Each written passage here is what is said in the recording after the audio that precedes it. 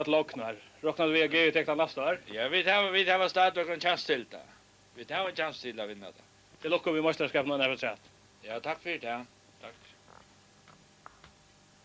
Ja, han första öllon hjärtligt lockar vi snär mästerskapet. Ja, tusen tack för det. Att ha väl smart till skräddaren sparsel. Nej, det var nästan värre inte. Det var ju alla sista löt det blev avgjort. Vad i spalten stäcka mot det är det östen tvåmätning. Ja, det är helt det. Det var verkligen flott spelat här. Alla är värsta spalt så väl till det. Vi har ju sett att det i förrjun i år. Hatt det här var kanske en av de bästa som gav reklam för fotbollen. Det var möjligt.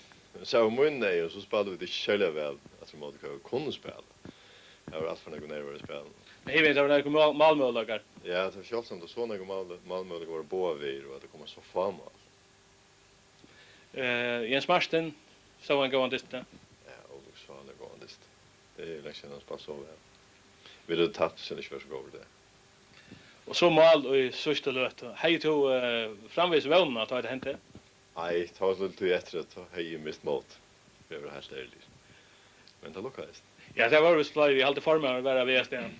Ja, jag hörde flera år. Och Steve var packa 9 då. Det var stävigt. Ja, vi släpper utan om att han traditionella spårningen det går så vidare nästa år. Ja, det var på lite nu. Halgum höver ju sport. Nu får det så inte. Det ska fisk ska varsla haltast. Ja, det var fest ikväll. Victor och jag går till Dövre ikväll. Ja, jag får gärna försätta att det är locko. Tack för det. Ja, man Johannes ju för att ta ett annat sätt i Göteborg. Och här ur värslene i har vi självant i SNG och hjärtligt lucka vi FM Heidnon Anna Ari Arja. Och så vi har det så ver danser och lösne i Göteborg ikväll och spelarna tar vara här gott 11 tøyna eller ta vi hendan här sendingen i Leo. Sore av Semmure var frøyen eisen stor at FM Heide enda i Göteborg og i stedet for i Havn.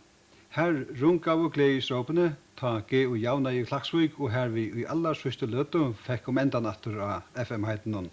Habjarner hadde ta langt og gjørsene skilto, vi at tredje seg bæg i stigene og i måte tepe, og gjennom diste som neivan heiver spalter, om det ikke just galt FM-heiten, tog så vanlig var leikløsjenten her sore. Kvirlur av Sønninge og øysande regn. Under hesson ikke lukkelige omstøvnen brust og tepe og hape saman av semmere setna parten. Og sjálvandi kunde ikke fotbolter av høvunklassa spyrja spurter ur hesson. Og tau, negg godt var kortene suttju i løtun. Tvøra menn høyde lattare ved venja seg vid omstøvnar enn hapjarner, som lanko i 3 minutter funko fyrsta kvatsjen at han hesa gav og tepe av søkna. Men Kaili og Johannesen bjergar mestalia.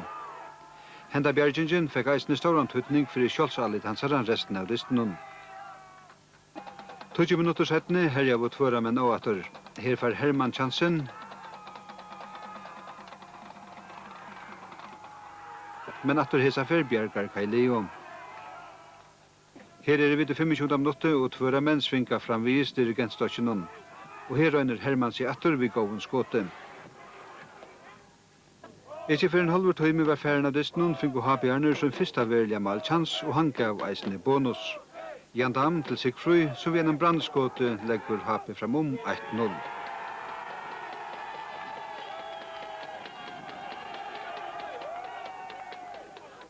Sigfrøy Clemesen kom å få samme stora tøytning for i hape og i alåpnen som Kaili og Hei som senaste skanse. Her i 36 minutter vil han feltur og fær brottsparsk. Det sette liskibaren Andreas Hansen og Svidelia Sikkurs til nete til 2-0 til Hape, og dette var eisne støvan i Holleisnon.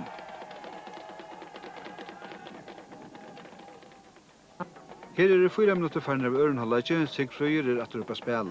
Etter henda fralika renningaturen vil han enn eina feltur inni i tepebrostheinon, og daumaren peikar under hørum tepemotmellon atter av 11 meterpletten. Atur hesafer var Andreas setter at avgreia brottsparskje, men hesafer var etnan ikkje vi gjennom. Støntjen bjerga i for tepe. Nasta kvartere setter tvøra menn rattelige hapi under trusht. Her var reppe at har minka av omonen, men Kaileo var altså ikkje til å sleppa innom.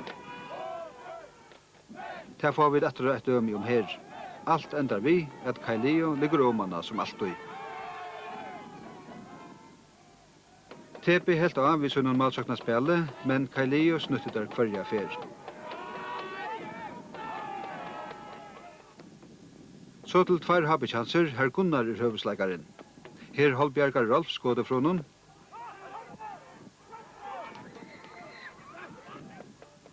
Og her vil han enda fyrir spalder frøyer, men heller ikke hesa fyrir var kanonen nå vel innsidla.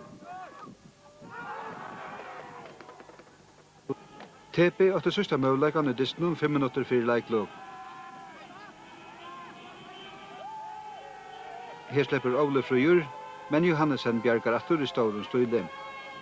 Distren enda i så satt vi en 2-0 sikre til HP, som altså tog best røkt til silverkroner hesa fyrir. Ja, som vi hørte, så var Habjarner best 1 minutt fra at gjerast meistarar i år, og sjåvande var det ikke så